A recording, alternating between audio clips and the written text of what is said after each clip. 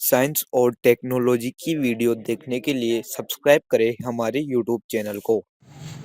देखो बच्चों, हमने लास्ट में अवतल और उत्तल दर्पण से बनने वाले प्रतिबिंबों के बारे में देखा। आज अपन अवतल दर्पण और उत्तल दर्पण के उपयोग के बारे में बात करेंगे। अवतल दर्पण का उपयोग कहाँ किया जाता है और उत्तल दर्पण का उपयोग कहाँ किया जाता है। हमें सबको पता है कि जो दर्पण मतलब कांच, दर्पण मतलब क्या है, कांच। अब कांच दो प्रकार के होते हैं, अवतल और उत्तल। अवतल दर्पण में ध्यान रखना एक बात, मैंने कहा था अवतल दर्पण में सभी प्रकार के प्रतिबिंब बनते हैं। वस्तु से छोटे बनते हैं, वस्तु से बड़े भी बनते हैं, लेकिन ज्यादातर अपन वस्तु से बड़े बनाने के लिए किसका उपयोग कर रहे हैं, अवतल दर्पण। और उत्तल दर्पण में प्रतिबिंब कैसा बनता है, वस्तु से छोटा। वैसे सीधा और आभासी तो बनता ही है, लेकिन उसमें वस्तु से छोटा बनता है, ये हमने पहले भी पढ़ा था। तो आज अपन नया क्वेश्चन लेके आ रहे हैं कि लिखो मेरे साथ क्वेश्चन। अपना क्वेश्चन है आज का कि अवतल दर्पण का उपयोग बताइए। अवतल दर्पण का उपयोग बताइए, पहले समझेंगे उसके बाद लिखेंगे। अवतल दर्पण का उपयोग बताइए। डायरेक्ट क्वेश्चन आता है, अवतल या उत्तल दर्पण के उपयोग तो पूछता ही पूछता है। देखो साहब, हमने अभी तक जो पढ़ा उसमें से एक क्वेश्चन तो पक्का है। उत्तल दर्पण से बनने वाले प्रतिबिंब कितनी स्थितियां बताई थी बेटा, दो। उत्तल की कितनी बताई थी, दो। और अवतल की कितनी बताई थी बेटा, अवतल की बताई थी लगभग 6। कितनी बताई थी, अनंत से आते हैं, अनंत वक्रता केंद्र के बीच में आते हैं, वक्रता केंद्र पर आते हैं, वक्रता केंद्र और फोकस के बीच में आते हैं, फोकस पर आते हैं और फोकस से ध्रुव के बीच में आते हैं। सब प्रकार के प्रतिबिंब बनाए थे। उत्तल में अपन कितनी स्थितियां देखते हैं, केवल दो। एक तो अनंत वाली, और अनंत और ध्रुव में से कहीं भी रखो वो वाली। पढ़ा था, बोलो जिसने नहीं पढ़ा एक बार और देख लेना घर पे जाके, है ना। तो आज हम दोनों दर्पणों के उपयोग के बारे में बात करेंगे। पहले अपन समझते हैं साहब। देखो, समझने के लिए अपन क्या करते हैं, हमने देखा दर्पण कितने प्रकार के बताए, बोलो दो प्रकार, अवतल दर्पण और उत्तल दर्पण। ध्यान रखना, पहला तो एक नंबर का क्वेश्चन ये आता है कि वाहनों में पीछे की तरफ पश्य दृश्य देखने के लिए हम कौन से दर्पण का उपयोग करते हैं। अभी बोला मैंने उत्तल दर्पण। कौन से दर्पण, जो शेविंग की दुकानें होती है, नाई की दुकानें, वहां पर वो जो कांच लगे होते हैं वो कौन से कांच होते हैं, मतलब चेहरे को बड़ा देखने के लिए कौन सा दर्पण का उपयोग करते हैं। अरे डॉक्टर भी, अगर जो दंत चिकित्सक होते हैं ना, दांत को सही करने वाले, दांतों के डॉक्टर, उनके पास जो दर्पण होता है वो कौन सा दर्पण होता है, छोटा को बड़ा देख रहा है, मतलब समझ में आ गया। बस इतना सा ही याद रखना है जिसमें काम हो जाए। और एक और बताया मैंने, टॉर्च या फिर हेडलाइट में कौन सा बोला था, अरे मैंने कहा था अभी, हमने गाड़ी भी बनाई थी ये यहां वाली तो हेडलाइट है, यहां पर ये प्रकाश को बड़ा फैलाता है, तो यहां पर कौन सा दर्पण उपयोग करते हैं। और इधर ही जो लाइट, इधर ही जो कांच है उसमें कौन सा कांच है, क्योंकि इसमें तो व्यक्ति पीछे देखता है ना। और ये बड़े बड़े जो कांच होते हैं, मोटे मोटे कांच, वो कौन से होते हैं, अवतल। तो अपन आराम से समझ चुके हैं, दोनों दर्पणों के उपयोग लिखेंगे। अवतल दर्पण का क्या क्या उपयोग है एक बार समझ लो। वाहनों की हेडलाइट, टॉर्च में, सर्च टॉर्च में, या फिर दंत चिकित्सक जो उपयोग में करते हैं, और जितने भी सेविंग की दुकानें हैं वहां पर जो कांच होते हैं उनमें कौन सा दर्पण होता है, पश्य दृश्य को देखने के लिए, पीछे के व्यक्ति को देखने के लिए जो वाहनों में साइड ग्लास होते हैं, साइड के कांच होते हैं, उनमें कौन सा दर्पण होता है। समझ में आ गया, बस ये लिखेंगे अपन।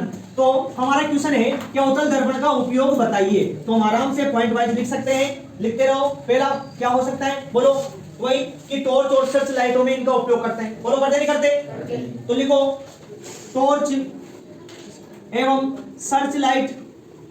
सर्च लाइट क्या होती है, अरे वही बैटरी, है ना, ढूंढने की, है ना। सर्च लाइट एवं वाहनों के हेडलाइट को हिंदी में बोलते हैं क्या, बोलो अग्रदीपों। क्या बोलते हैं, बोलो, अरे वाहनों में अग्र है ना, आगे है, इसलिए अग्रदीपों बोलते हैं। इधर दिख रहा है क्या, उसमें अग्रदीपों आदि में उपयोग होता है। आगे समझे बेटा, अगला लिखेंगे। देखो टॉर्च सर्च लाइट वाहनों में तो आ गया, अगला क्या होगा, दंत चिकित्सक जो काम में रहता है वो भी कौन सा दर्पण होता है, बोलो, तो लिखो दांतों के डॉक्टर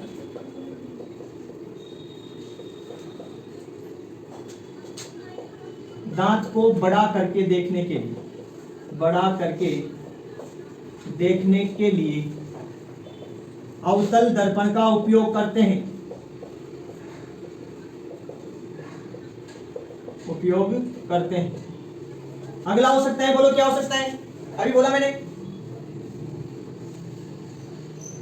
देखो एक और ध्यान रखना, जो प्रकाश के परावर्तन के, क्योंकि परावर्तन ही करेंगे दर्पण, तो जो प्रकाश की भट्टियां होती है, इसकी प्रकाश की भट्टियों में भी कौन से दर्पण लगे रहते हैं? अवतल दर्पण। तो लिख लो इसको, सौर भट्टियों में प्रकाश के परावर्तन के लिए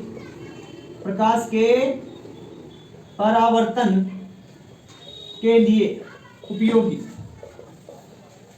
प्रकाश के परावर्तन के लिए उपयोगी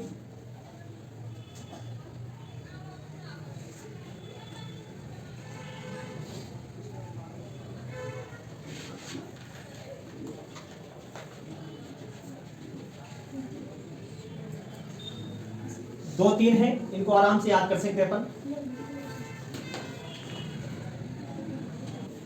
याद हो जाएगा। देखो हमने क्या लिखा, टॉर्च और सर्च लाइट वाहनों की हेडलाइटों में इसका उपयोग करते हैं। दांतों के डॉक्टर दांत को बड़ा देखने के लिए कौन से दर्पण का उपयोग करता है? और जो सौर भट्टियां, मतलब प्रकाश की भट्टियां होती है जिसमें अपन प्रकाश ऊर्जा प्राप्त करते हैं ना, वो भट्टियां, सौर भट्टियों में प्रकाश के परावर्तन उपयोग होता है। अभी एक और है, हमने बताया अभी नाई की दुकान पर सेविंग मिरर है ना, तो वहां पर वो भी लिख लो, चेहरे को बड़ा देखने के लिए सेविंग मिरर क्या बोलते हैं? बोलो, सेविंग दर्पण ही बोलते हैं, मतलब नाई की दुकान पे है ना, सेविंग दर्पण। चेहरे को बड़ा देखने के लिए सेविंग मिरर वाला सेविंग दर्पण में अवतल दर्पण का उपयोग करते हैं।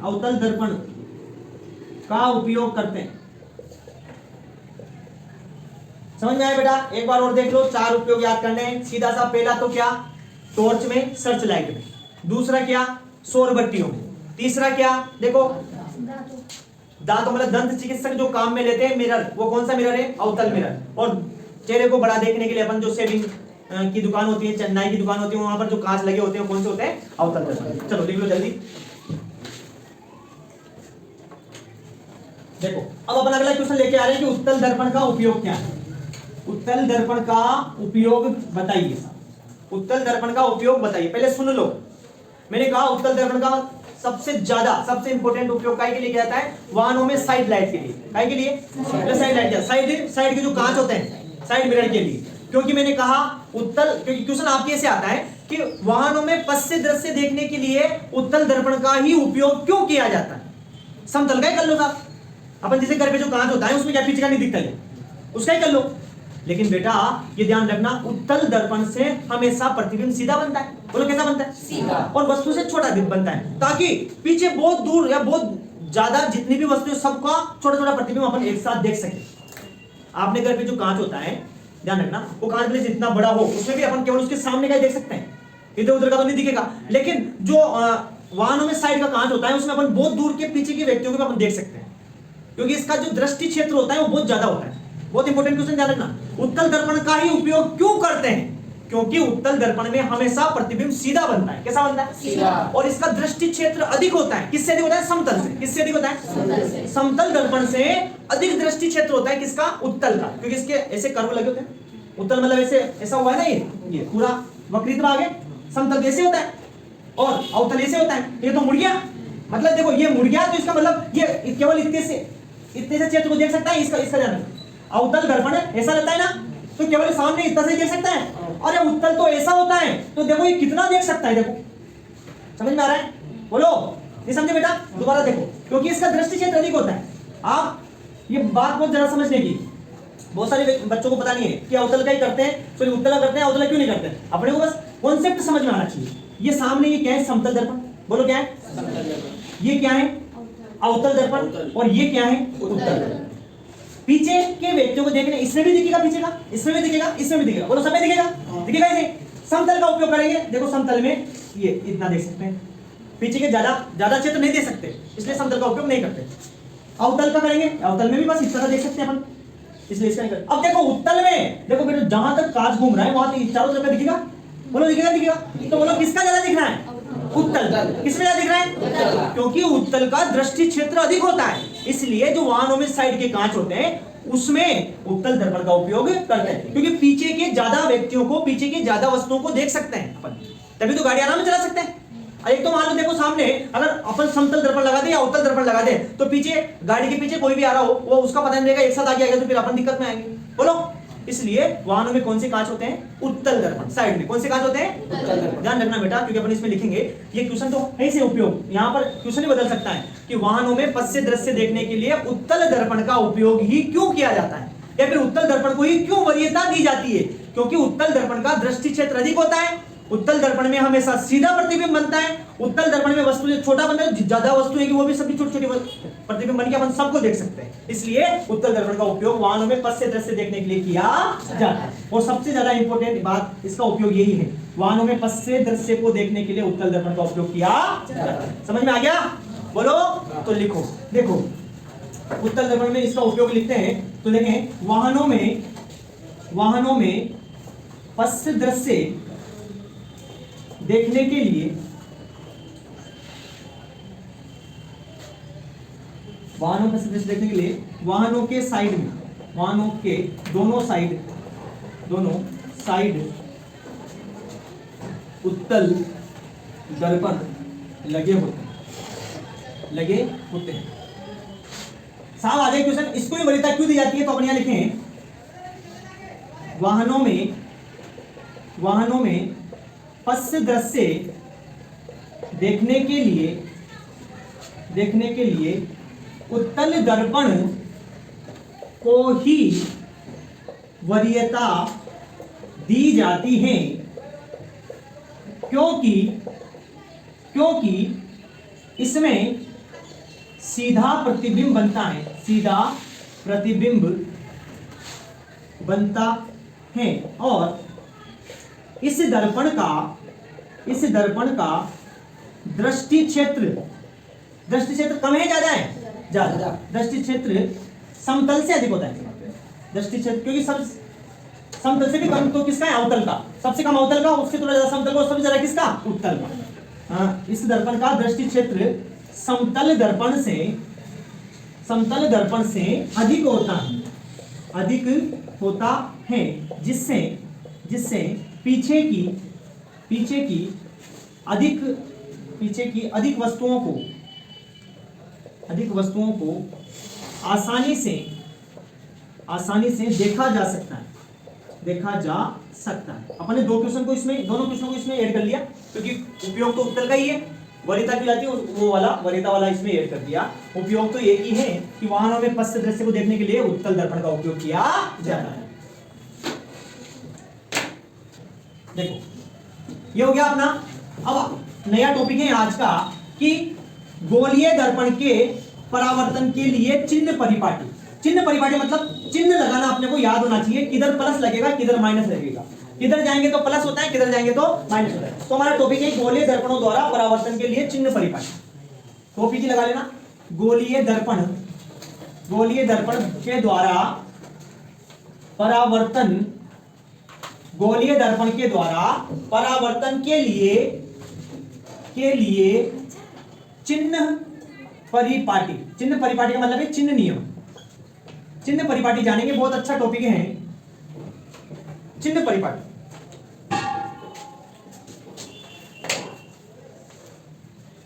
बता लिया, चलो समझो, इधर देखो। गोलीय दर्पण में कोई सा भी दर्पण ले लो आप। गोलीय दर्पण कितने प्रकार के होते हैं? 2, अवतल या उत्तल। कोई सा भी दर्पण ले लो, बस हमें याद होना चाहिए कहां से क्या करते हैं। किधर जाते हैं तो प्लस में जाएंगे, किधर जाएंगे तो माइनस में। ध्यान रख लेना, इधर सुन लो। माना मैं ले रहा हूं कोई सा भी अवतल दर्पण ले लिया। क्या ले लिया बेटा?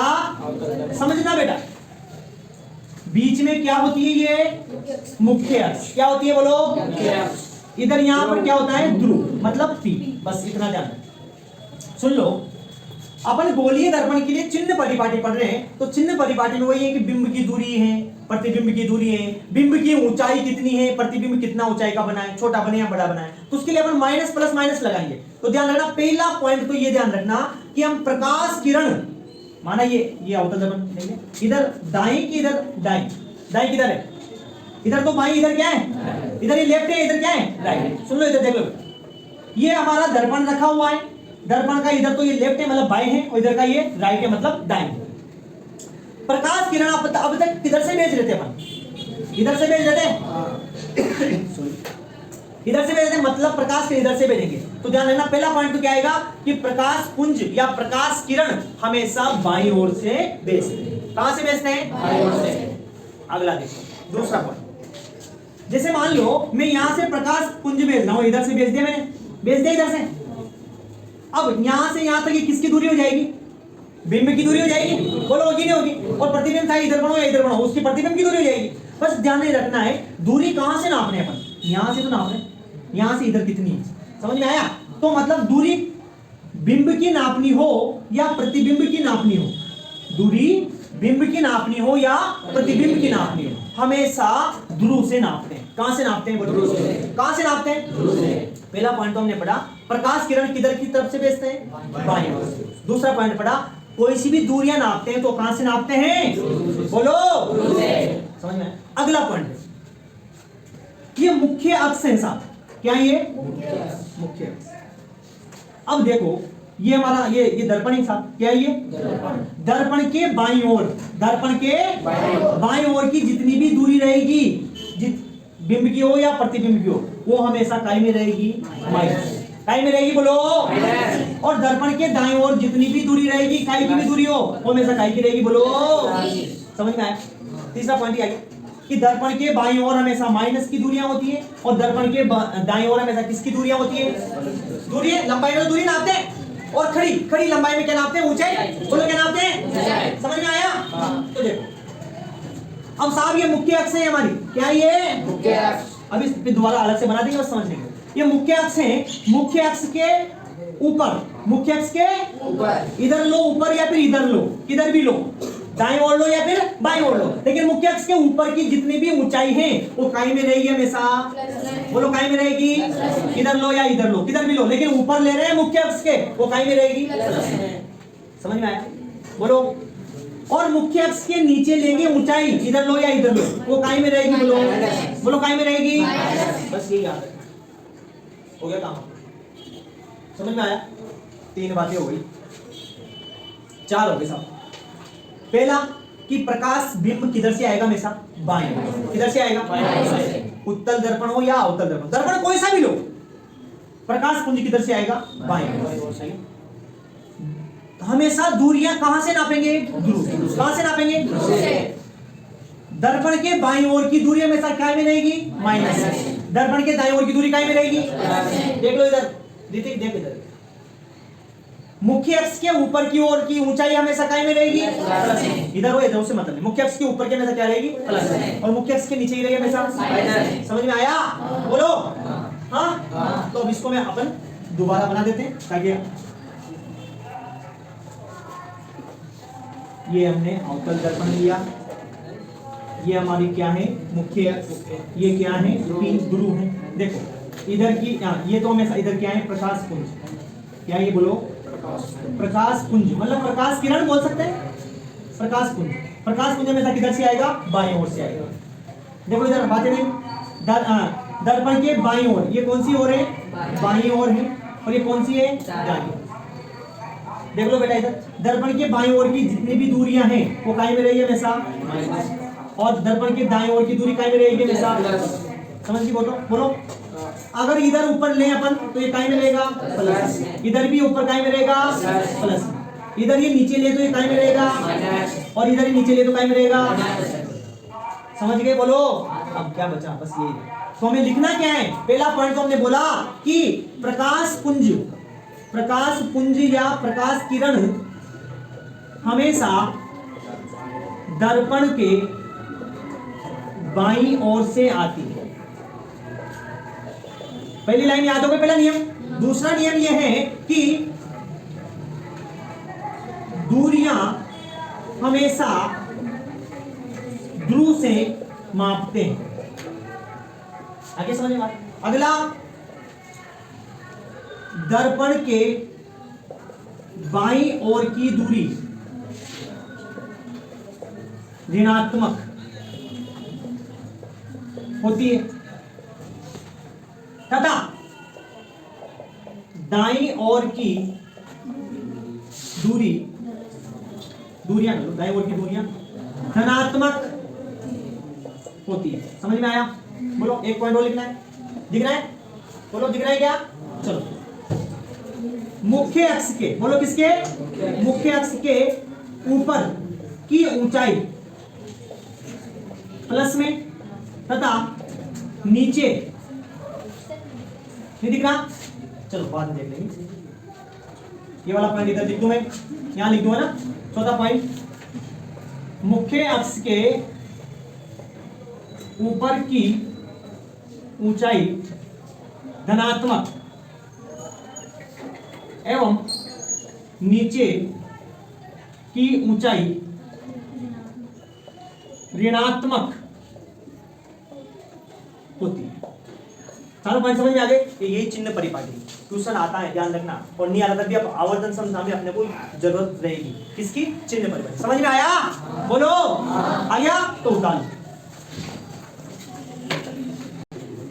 देखो आ गया समझ में? अगला टॉपिक स्टार्ट करते हैं। देखो, चिन्ह परिपाटी कंप्लीट हो गया। अब आपसे एक क्वेश्चन पूछता है कि अवतल दर्पण की फोकस दूरी धनात्मक होती है या ऋणात्मक होती है? या फिर उत्तल दर्पण की फोकस दूरी धनात्मक होती है या ऋणात्मक? अब आप बताओगे सब, क्योंकि आपने अभी तक समझ ही लिया, हम प्रतिबिंब बनाना जान चुके हैं। देखो अब आप बताना, ये कौन सा दर्पण? बोलो, अरे बोलो ना। अवतल दर्पण। कौन सा दर्पण? अवतल दर्पण। और ये कौन सा दर्पण? उत्तल दर्पण। उत्तल दर्पण पर हमने जो भी प्रतिबिंब बनाया था वो कहां बना था? दर्पण के पीछे या दर्पण के आगे? बोलो, बोलो यार, दर्पण के पीछे बनाया था। बोलो, दर्पण के पीछे। तो उत्तल में कहां? दर्पण के पीछे बनता है प्रतिबिंब। बोलो। और अवतल में दर्पण के आगे। कहां बनता है? दर्पण के आगे बनता है, दर्पण के आगे। और आगे बनता है तो ये वास्तविक होता है। बोलो, हाँ। और ये कैसा होता है? आभासी होता है। आभासी और सीधा होता है नहीं। और ये वास्तविक और उल्टा होता है। अब मुझे बताओ साहब, ये यहाँ पर प्रतिबिंब बन गया माना, और इसका प्रतिबिंब यहाँ बन गया, तो इसकी फोकस दूरी कितनी होगी? कहां से कहां तक होगी? फोकस दूरी कहां से होती है? ध्रुव से फोकस बिंदु तक, जहां तक फोकस, ये इसकी फोकस दूरी हो गई एफ, और इसकी फोकस दूरी ये हो गई एफ। समझ में आया? तो मुझे बताओ कि कौन से दर्पण की फोकस दूरी धनात्मक होती है? धनात्मक मतलब किसमें प्लस आएगा? फोकस अवतल में। किसमें आएगा? अरे उत्तल में आएगा। मैंने कहा ना, दर्पण के इधर तो क्या लेते हैं? प्लस, और इधर क्या लेते हैं? किधर? इसकी फोकस दूरी यही है, तो इसकी आ रही है इधर, इसलिए इसकी प्लस होती है और इसकी माइनस। तो अवतल दर्पण की फोकस दूरी कैसी होती है? ऋणात्मक। और उत्तल दर्पण की फोकस दूरी कैसी होती है? बोलो, ये कैसे पता लगा? चिन्ह परिपाटी से। समझ में आया? तो ये क्वेश्चन आता है, इस वजह से मैंने पहले चिन्ह परिपाटी पढ़ी। अवतल दर्पण की फोकस दूरी ऋणात्मक होती है और उत्तल दर्पण की फोकस दूरी कैसी होती है? तो ये पॉइंट अपन लिखेंगे नोट डाल कि उत्तल दर्पण की फोकस दूरी धनात्मक होती है। उसके बाद फिर आवर्तन समता स्टार्ट करेंगे। समझ में आ गई है? बोलो, नहीं आया? आ गया। अरे जहां पर फोकस बनता है, जहां पर किरणें टकराती हैं, वो फोकस बिंदु होता है, और फोकस बिंदु से ध्रुव के बीच की दूरी फोकस दूरी। और उत्तल में हमेशा दर्पण के पीछे इधर ही तो आएगा, और इधर क्या होता है? प्लस। तो यहाँ पर नोट डाल के लिखो आप एक बात कि उत्तल दर्पण की फोकस दूरी धनात्मक होती है एवं अवतल दर्पण, तो अवतल दर्पण छोड़ दो, अवतल दर्पण में एक स्थिति ऐसी आती है जिसमें प्लस भी होती है। जहां तक नॉर्मल सामान्य उत्तल दर्पण की फोकस दूरी हमेशा क्या होती है? धनात्मक। इसके बाद अपन नया टॉपिक ले आ रहे हैं वापस, आवर्धन समता। क्वेश्चन लिख लेंगे क्वेश्चन के हिसाब से कि दर्पण की आवर्धन समता, जिसको अपन m से डिनोट करते हैं, किसे कहते हैं? बहुत ही अच्छा टॉपिक है। आवर्धन समता किसे कहते हैं? देखो साहब, इधर देखो, बाद में लिखना, सब बाद में लिखना। आवर्धन समता का मतलब क्या है? आवर्धन मतलब क्या होता है? आवर्धन मतलब क्या होता है? बोला था मैंने, कोई बताए? एनीवन, कोई भी? आवर्धन मतलब बोलो। हाँ, आवर्धन मतलब होता है बेटा बड़ा। आवर्धन मतलब क्या होता है? तो दर्पण की बड़ा करने की जो क्षमता है उसे हम क्या कहते हैं? आवर्धन क्षमता। उसे हम क्या कहते हैं? आवर्धन क्षमता। समझ लो, बातें मत करो। आवर्धन क्षमता का एक सूत्र आता है साहब। आवर्धन क्षमता को कैसे नोट करते हैं? एम से, स्मॉल एम से। कैसे करते हैं? आवर्धन क्षमता बराबर होता है प्रतिबिंब की ऊंचाई, प्रतिबिंब की ऊंचाई बटा बिंब की ऊंचाई। प्रतिबिंब की ऊंचाई बटा बिंब की ऊंचाई को हम कहते हैं आवर्धन क्षमता। क्या कहते हैं बोलो? याद करना है। देखो अब यहां पर कैसे पता लगा यार? देखो साहब सुनो, जो उत्तल लेंस होता है बेटा हमारा, कौन सा लेंस होता है? अरे बोलो कौन सा होता है? उत्तल लेंस और अवतल लेंस, दोनों लेंस पढ़े हमने। अब बताओ, उत्तल लेंस का उपयोग अपन छोटा करने के लिए करते हैं, बोलो प्रतिबिंब छोटा बनाने के लिए उत्तल लेंस का प्रयोग करते हैं। तो बोलो उत्तल लेंस की आवर्धन क्षमता कम है किससे? अवतल लेंस। अरे अवतल लेंस को अपन ऐसे करके ऐसे ऐसे बनाते थे, बोलो मतलब बड़ा बनता है प्रतिबिंब। तो उत्तल लेंस बोल रहा हूं मैं, सॉरी, अवतल दर्पण का उपयोग बड़ा करने के लिए करते थे और उत्तल दर्पण का उपयोग छोटा करने के लिए करते थे। बोलो करते नहीं करते थे? तो सुनो, मतलब कोई सा भी दर्पण हो, उसको उसकी वह क्षमता जिससे वो बड़ा करता है उसे हम क्या कहते हैं? आवर्धन क्षमता। बड़ा करने की क्षमता को हम क्या कहते हैं? आवर्धन क्षमता। अब आपको तो ये याद करना है, सिंपल। दर्पण में प्रतिबिंब की ऊंचाई व बिंब की ऊंचाई के अनुपात को हम क्या कहते हैं? आवर्धन क्षमता। बस इतना याद करना। दर्पण में प्रतिबिंब की ऊंचाई व बिंब की ऊंचाई के अनुपात, अनुपात मतलब बटाई, अनुपात मतलब क्या होता है? तो प्रतिबिंब की ऊंचाई व बिंब की ऊंचाई के अनुपात को हम क्या कहते हैं? आवर्धन क्षमता। समझ में आ जाएगा? तो इसका सूत्र क्या होता है? अब देखो ध्यान रखना, एक बार मैं पहले बता दूं, ये मान लो हमने अवतल दर्पण लिया, यहां से हमने कोई सा भी ये प्रतिबिंब बनाया साहब, इधर बन गई,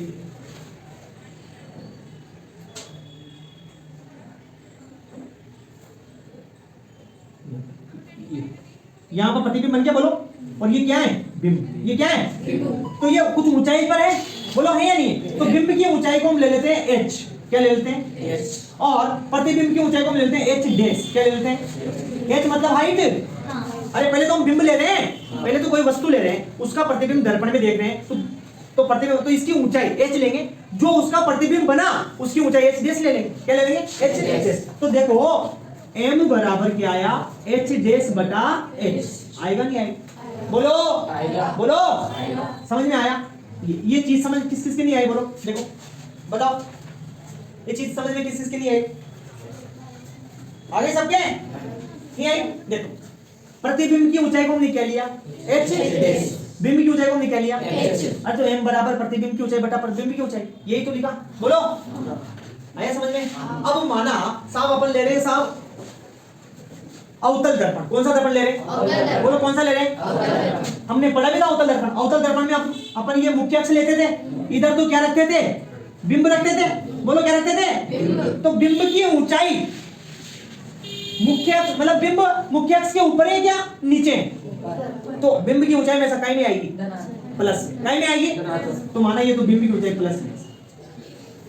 अब अवतल दर्पण में प्रतिबिंब कहां बनते थे? नीचे नीचे बनते थे, बोलो बनते नहीं बनते थे?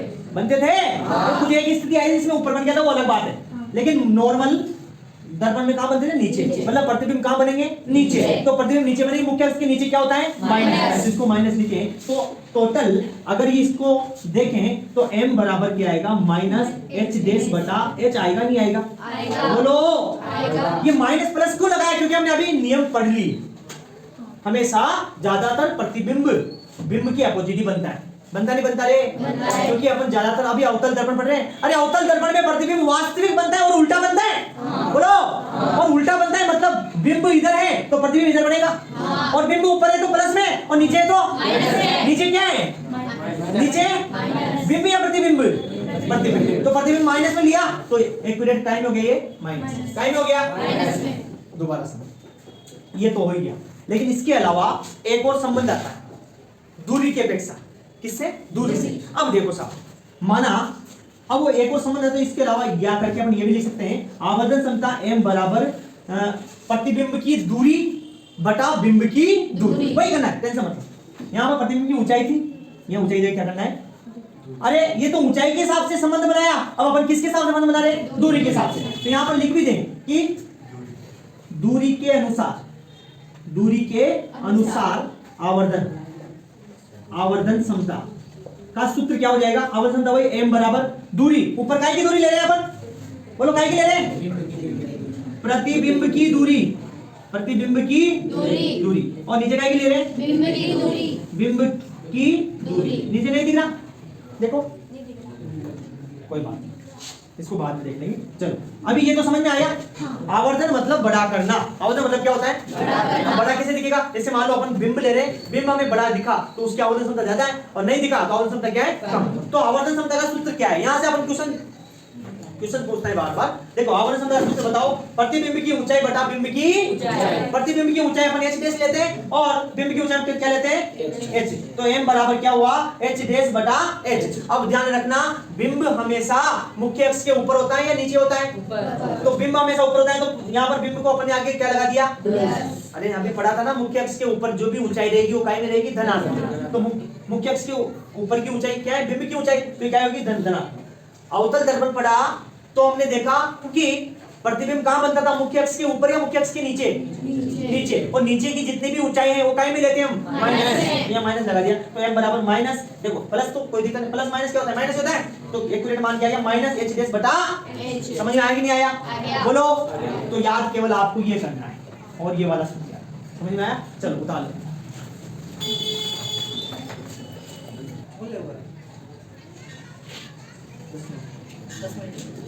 देखो आवर्धन क्षमता में अपन अभी जब दूरी के सामने देखें तब प्लस माइनस लगाएंगे, अभी तो ठीक है ये चलेगा। m बराबर h डैश बटा h। अब दूरी के हिसाब से अभी देखते हैं उसमें लगाएंगे माइनस, ताकि अपने को एक साथ समझ में आए। उतार लिया क्या? जल्दी उतारो। देखो ऊंचाई के आधार पर तो हमने ये सूत्र देख लिया। अब अगर दूरी के आधार पर देखें, किसके आधार पर? दूरी से संबंधित कर लें, दूरी से संबंधित। तो दूरी से संबंधित हमारा सूत्र आता है वो m बराबर आता है प्रतिबिंब की ऊंचाई प्रतिबिंब की दूरी बटा बिंब की दूरी। बिंब की दूरी। अब देखो प्रतिबिंब की दूरी कैसे नापते हैं अपन? क्या लिखते हैं? v या u? v। और बिंब की दूरी u। लेकिन बीच में यहाँ पर हम क्या लगाते हैं? माइनस। क्या लगाते हैं? तो हमारा सूत्र आता है m बराबर माइनस v बटा u। ये वाला सूत्र भी हम ध्यान रखेंगे। तो m बराबर h डैश बटा h तो होता ही है, और m बराबर माइनस v बटा u भी होता है। समझ में आया? यहां से एक क्वेश्चन आएगा, मैं क्वेश्चन दूंगा। देखो अब 1 2 3 4 चीजें हो गई, 4 में से 3 चीजें दे देगा, एक चीज निकालना है, निकाल सकते हैं। देखो मैंने कहा था इस पार्ट में हमारे न्यूमेरिकल बनेंगे तो ऐसे ही बनते हैं। m बराबर h डैश बटा h भी होता है, और m बराबर दूरी के हिसाब से माइनस v बटा u भी होता है। अरे v क्या है? v प्रतिबिंब की दूरी, और u क्या है? बिंब की दूरी। अब देखो बेटा ये u माइनस क्यों आया? यहाँ पर क्यों आया माइनस? क्योंकि इधर सुनो ये क्या है? देखो अब ये माइनस क्यों आया समझना। देखो हमने ऊपर प्रतिबिंब तो देख लिया, प्रतिबिंब कहां बन रहा है साहब? इधर बन रहा है तो माइनस है, उधर बन रहा है तो प्लस है, छोड़ो। लेकिन बिंब कहां रखते हैं हमेशा? बिंब कहां, मतलब प्रकाश कहां से आता है हमेशा? ऊपर से नहीं आता, बाईं ओर से आता है। बोलो आता नहीं आता? अरे प्रकाश बाईं ओर से आता है, ये बाईं ओर से आता है प्रकाश इधर से, और इधर वाली जितनी भी दूरियां होती है काय की होती है? माइनस की। काय की होती है? माइनस की। और इधर मतलब बिंब हमेशा इधर रखते हैं। अरे बिंब क्या है? बिंब मतलब प्रकाश है। क्या है? प्रकाश। अरे बिंब क्या है? प्रकाश। तो प्रकाश हमेशा इधर से आ रहा है, तो इधर की दूरी हमने काय मिली? तो बिंब की दूरी हमेशा क्या आ जाएगी? माइनस। तो ये माइनस ही तो आ रहा है, तभी तो माइनस आ रहा है। समझ में आया? तभी इस सूत्र में आई क्या आ रहा है? बस ये समझ लो। और ये वाला, ये दोनों के दोनों सूत्र याद करना, और जिनसे आधार पर अपन अब देखो अतः देखो m बराबर ये भी है और m बराबर ये भी है, तो m बराबर h डैश बटा h बराबर माइनस v बटा u कर दूं। बोलो ये समझ में आया किसी के? बोलो ये समझ में आया क्या? नहीं आया बेटा? m ये भी किसका मान है? ये भी किसका मान है? अरे m बराबर m कर रहा है ना अपने, ये मान और ये मान बराबर है, तो इसको अपन बराबर लिखते हैं। इसके आधार पर हम अगली क्लास में सवाल करेंगे। मैं आपको बताऊंगा, आपके एनसीईआरटी में सवाल दे रखा है, तो ये वाला याद कर लेना। 1 2 ये तो 3 अपने आप याद हो जाएगा, दोनों याद है। ठीक है, चलो मिलते हैं अगली क्लास में। धन्यवाद।